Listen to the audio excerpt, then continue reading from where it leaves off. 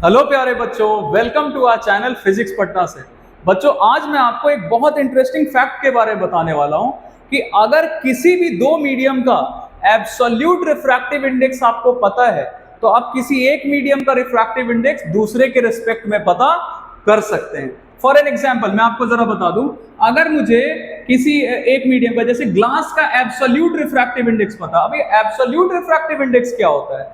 Refractive index किसी भी medium का अगर हम एयर के रिस्पेक्ट में फाइंड करते हैं ना तो उसी को क्या बोलते हैं? Absolute refractive index. अब जैसे ये गिवन है 1.5, वैसे ही refractive index of water with respect to air, मतलब एब्सोल्यूट रिफ्रैक्टिव इंडेक्स वाटर का गिवन है, दैट इज 1.33।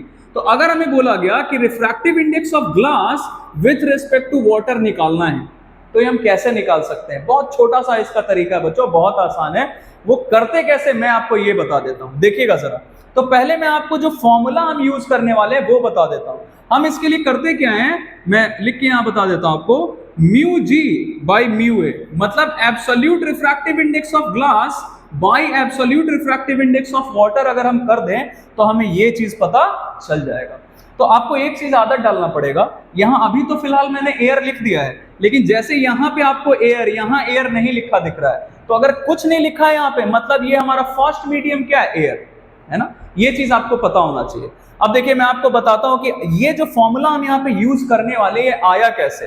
तो it is quite interesting to know about the derivations कि ये आता कैसे है। जरा देखिए, मान लेते हैं कोई एक मीडियम है, हम इस मीडियम का नाम कुछ भी रख सकते हैं। तो चलिए फिलहाल मैं आपके लिए ये मीडियम का नाम ए और ये मीडियम का नाम बी दे देता हूं, है ना। तो इस मीडियम में लाइट का स्पीड क्या हो जाएगा? va लिख देते हैं क्योंकि मीडियम ए है, तो स्पीड हो गया va और इसमें लाइट का स्पीड हो गया vb, है ना। अब ये देखिए लाइट ये आ रही है, इंसिडेंट रे, ये रिफ्रैक्टेड रे जिसमें लाइट का स्पीड vb है और इस मीडियम ए में लाइट का स्पीड v है। तो आपको शायद पता हो, एक बार मैं आपको ये रिव्यू करवा देता हूं कि refractive index of two medium with respect to first क्या होता था? v1 by v2। मतलब refractive index of second medium with respect to first medium क्या होता था? Speed of light in first medium to the speed of light in second medium.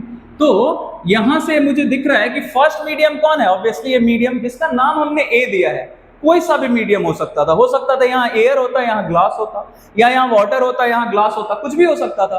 तो हमने medium का नाम ए दिया है, तो ये हमारा फर्स्ट मीडियम है। तो देखिए तो हम क्या लिख सकते हैं, refractive index of this medium that is B with respect to medium A, मतलब इसका इसके रिस्पेक्ट में क्या होगा।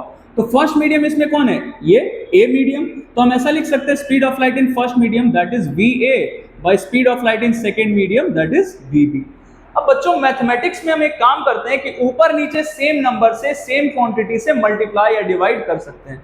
तो हम यहाँ पे क्या करने वाले हैं, हम c बाई सी लिख लेते हैं। यहाँ पे c क्या है? Speed of light in air या फिर इन वैक्यूम।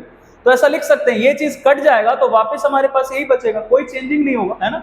अब देखिए इसको थोड़ा अरेंज करते हैं। हम यहाँ क्या कर देते हैं, हम यहाँ लिख लेते हैं va, एक c को इधर लिख लेते हैं va के साथ, तो va बाई सी, एक c फिर भी बचा है तो c बाई vb, ये चीज। अब देखिए ये इसको थोड़ा अरेंज करके लिखते तो पता चल जाएगा आपको।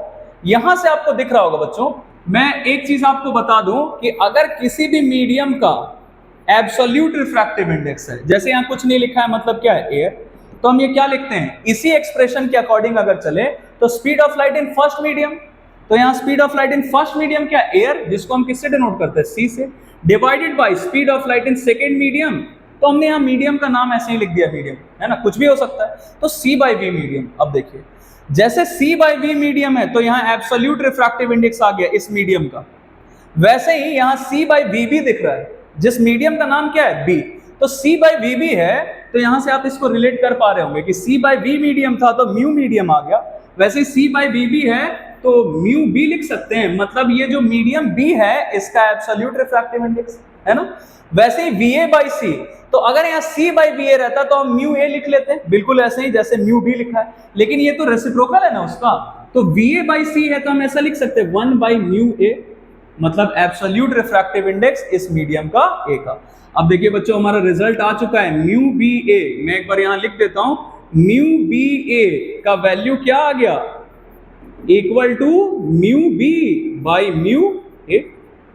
मतलब अगर सेकेंड वाले मीडियम का हमें एब्सोल्यूट रिफ्रैक्टिव इंडेक्स पता है और फर्स्ट वाले मीडियम का एब्सोल्यूट रिफ्रैक्टिव इंडेक्स पता है, तो हम मीडियम बी का refractive index with respect to A पता कर सकते हैं। तो अब आइए जरा हम उसे एक क्वेश्चन पे वापस आते हैं कि हमें क्या क्या गिवन था। रिफ्रैक्टिव इंडेक्स ऑफ ग्लास दिया है, रिफ्रैक्टिव इंडेक्स ऑफ वाटर दिया है, और फाइंड क्या करना है, refractive index of glass with respect to water. तो हम ये न्यूमरेटर में किसको लिखते हैं, सेकंड वाले मीडियम का एब्सोल्यूट रिफ्रैक्टिव इंडेक्स, है ना, सेकंड वाले मीडियम का एब्सोल्यूट रिफ्रैक्टिव इंडेक्स, और डिनोमिनेटर में फर्स्ट वाले मीडियम का एब्सोल्यूट रिफ्रैक्टिव इंडेक्स। तो देखिए बच्चों, अब ये वैल्यू हम रख लेते हैं, म्यू जी कितना है 1.5 और म्यू डब्ल्यू कितना है 1.33। तो आप इसको सॉल्व करके और इसका भी वैल्यू निकाल सकते हैं।